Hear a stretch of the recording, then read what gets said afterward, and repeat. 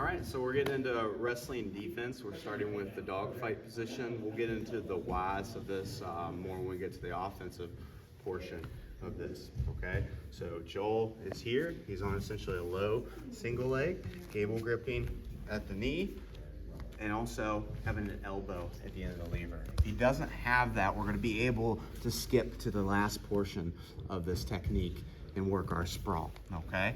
So first thing we need to do here is we need to just get heavy. Number one thing is stepping up with that outside leg. If I just keep both my knees to the mat, he easily grabs my ankle with his left hand. And then now it doesn't really matter what I do. I have to accept a pin with him driving forward, or I put my hands to the mat and I have to lift my hips and start working back body lock defense, okay? So preferably we don't do that. So whenever we're here, I step up this outside leg. I'm gonna have a near side underhook on his hips to make it a little bit more difficult to hit an angle towards my back, okay? Outside of my left hand is gonna be pushing down on his head. So here and here, okay? And I need to get as heavy as possible.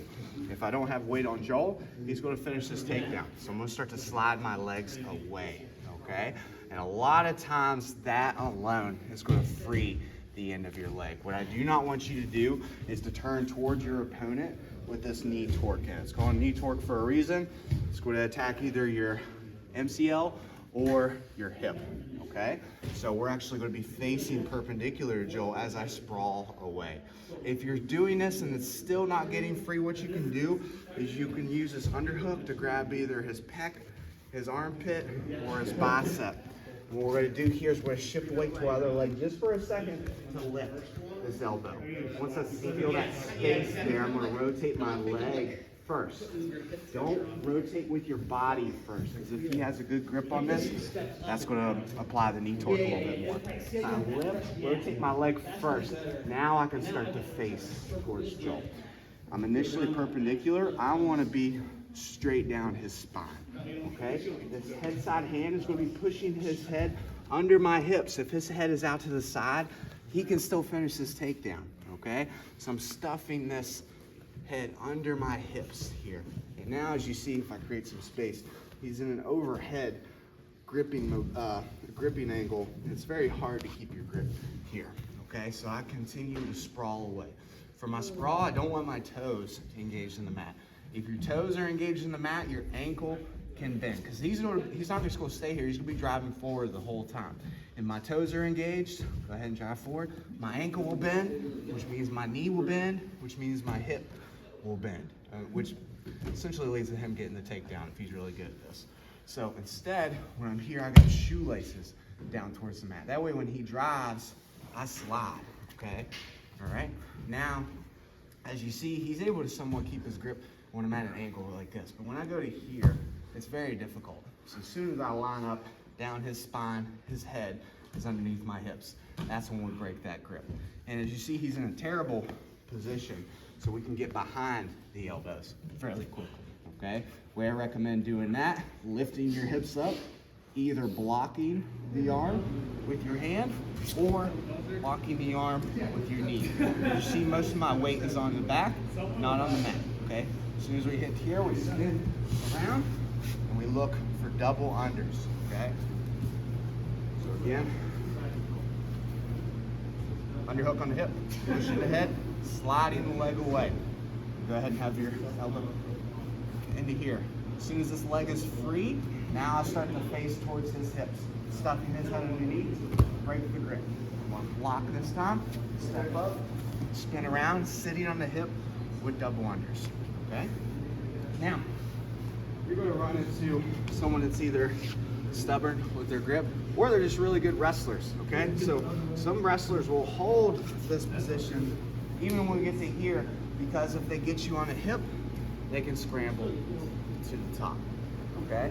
But in jiu-jitsu, thankfully we got submissions. He's very exposed for a kimura here, okay?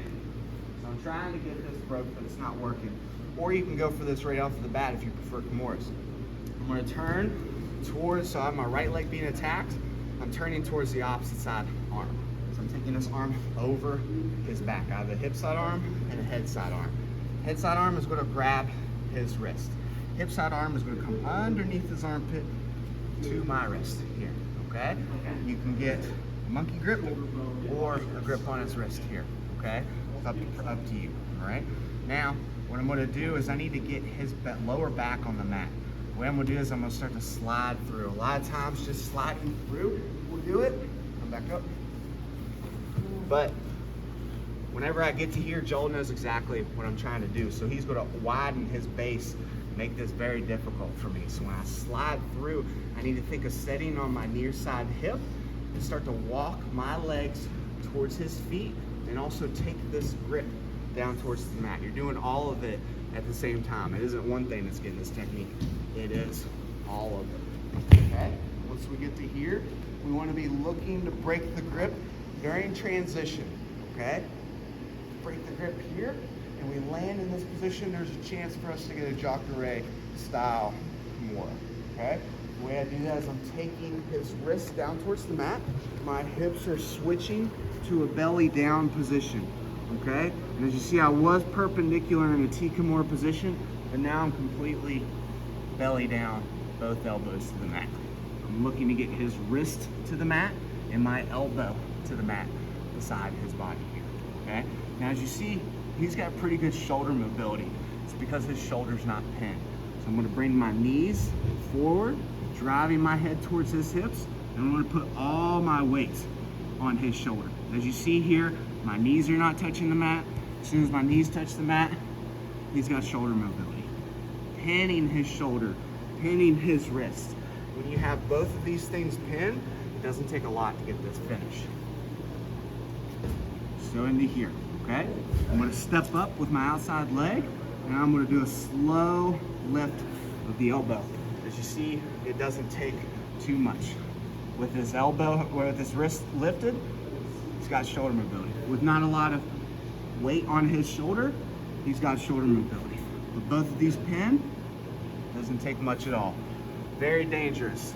Be careful with that one, please. Okay? And then lastly, if you can't get that wrist to the mat, which is probably going to happen most of the time, you get to here, he grabs his hands. Okay? You're not going to get that jacare style finish.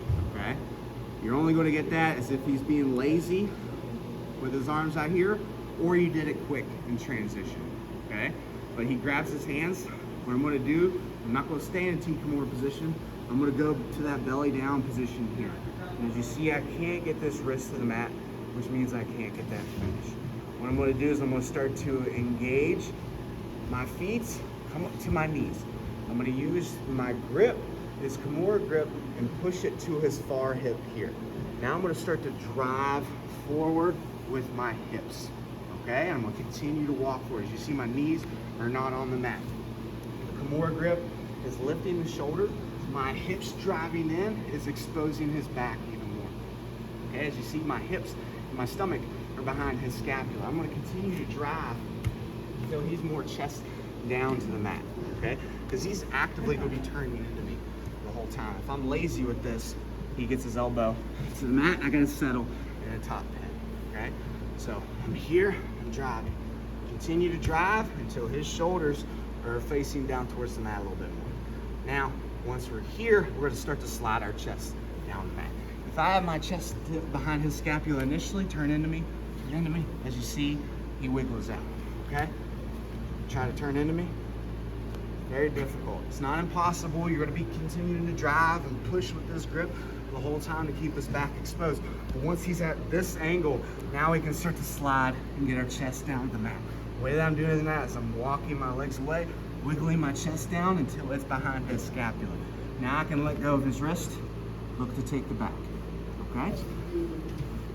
So again, pushing. It's going to be a mixture of everything. Pushing with the grip, driving forward with my hips and stomach. Once we get to here, now I can slide down. Now we can take the back.